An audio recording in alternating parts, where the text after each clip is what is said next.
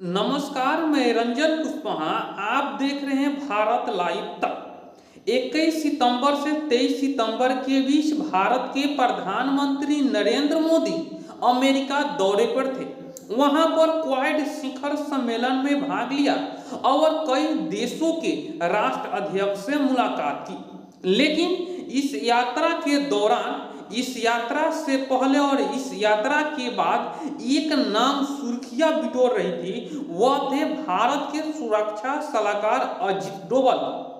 भारत के प्रधानमंत्री नरेंद्र मोदी जहां भी जाते हैं, अजीत डोभाल उनके सय की तरह वहां रहते हैं। लेकिन अमेरिका दौरे पर वह नहीं गए।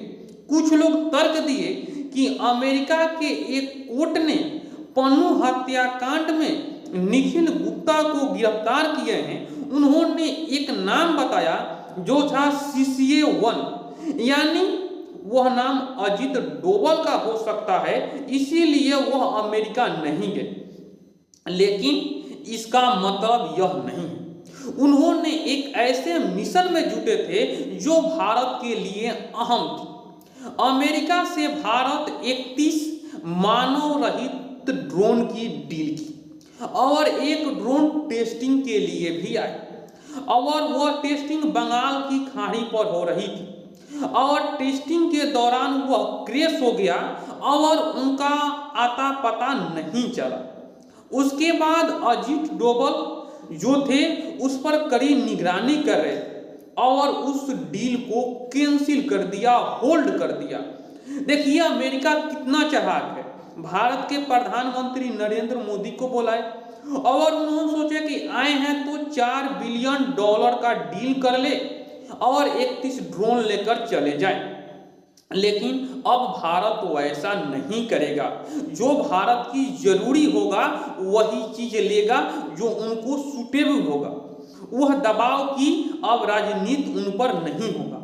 और इसी बीच भारत के सुरक्षा सलाहकार अजीत डोभाल थे, वह फ्रांस के प्रधानमंत्री मैक्रोन यानी से मुलाकात की और उनसे बात की। और वहां से जो फ्रांस ने ऑफर दिया, आप सुनेंगे तो आप आश्चर्यचकित हो जाएंगे। उन्होंने कहा कि आपको हम फाइटर जेट देंगे, उनके इंजन के साथ साथ उनके टेक्नोलॉजी भी देंगे।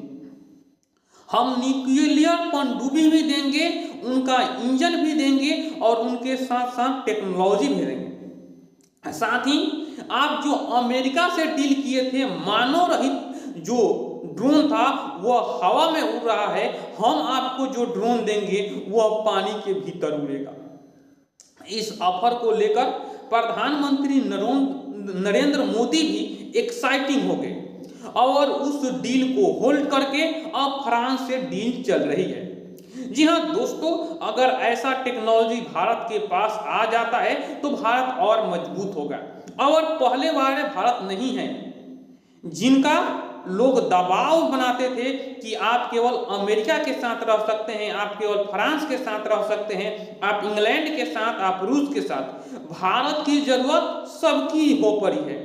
भारत जिस तरह अमेरिका के साथ मिल रहा है उसी प्रकार वह रसिया के साथ मिल रहा है। जिस प्रकार वह रसिया के साथ मिल रहा है उसी प्रकार वह यूक्रेन के साथ मिल रहा है। यानी भारत दुनिया में ऐसा हो गया है कि जिसकी जरूरत सबकी है।